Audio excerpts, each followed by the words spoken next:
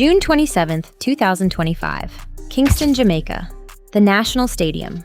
The most competitive domestic sprint meet on the planet. And in the women's 100-meter final, something happens that the Jamaican athletics establishment has spent 14 months hoping you would forget. TiaClayton, 2024 national champion, Olympic finalist, World Championship silver medalist, the 20-year-old who is supposed to be the future of Jamaican women's sprinting, pulls up injured halfway through the race. Not at the finish line, not in the final meters, halfway, in a national championship final. With tape already visible on her knee from the earlier rounds, tape that was there before the gun fired, tape that every coach, every official, and every medical staff member in that stadium could see, tape that told anyone paying attention that this athlete was not healthy and was being run anyway. She stops. The season stops. And what follows is not a recovery update, not a medical statement, not a timeline, not a single word of official explanation from the JAAA or MVP track club about what happened to one of their most valuable athletes in the most public way imaginable.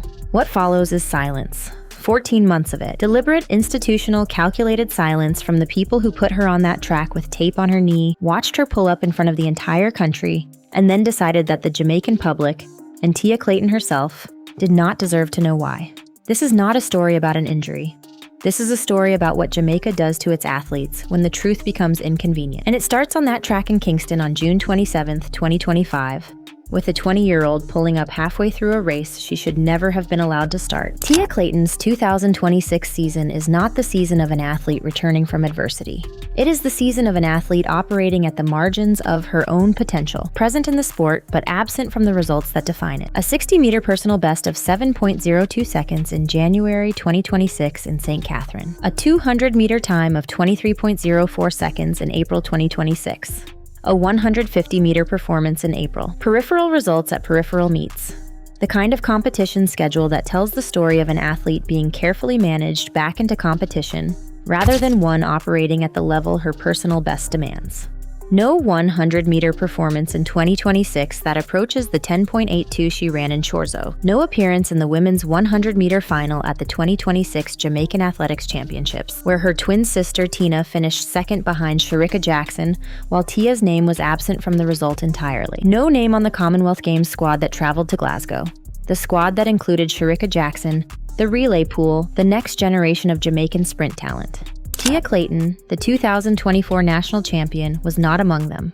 No confirmed place on the Budapest World Ultimate Athletics Championships roster. One of the most talented young sprinters Jamaica has produced in a decade has been reduced to the edges of her own sport, and the people who hold the information that could explain this reduction have decided, consistently and apparently deliberately, that they do not owe the public or the athletes' fans an explanation.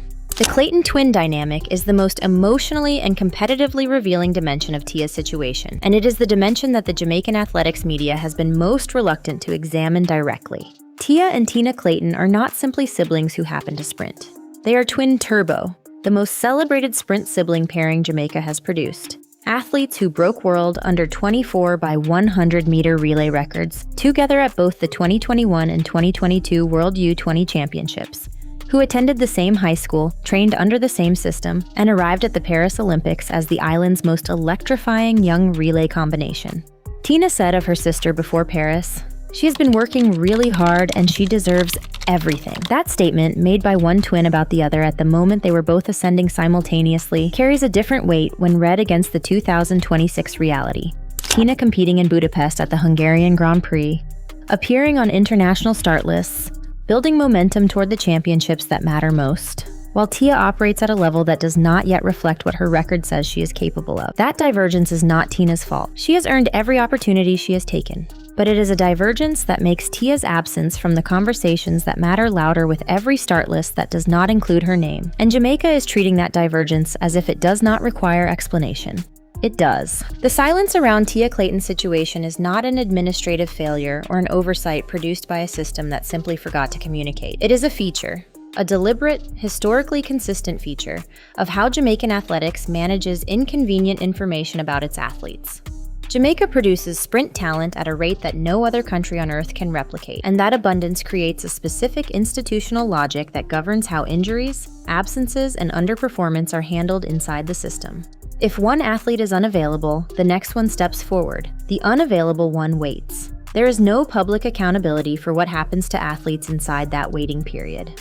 No transparency about the gap between an athlete's actual physical state and the competition schedule she's being managed toward. No obligation, apparently, to communicate with the fans, the media, or the athletics community about what is happening to a 21-year-old carrying a World Championship silver medal and a 10.82 personal best through a season that should be the most important of her career. TiaClayton is not the first Jamaican sprint talent to enter this particular silence. Elaine Thompson-Herah's injury periods were managed with similar opacity.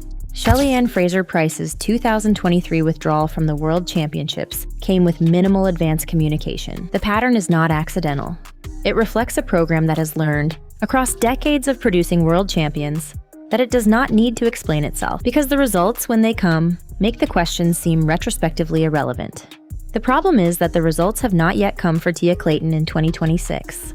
And the questions are becoming harder to dismiss. The World Ultimate Athletics Championships in Budapest sits on the calendar. The LA 28 Olympics in Los Angeles is 2 years away.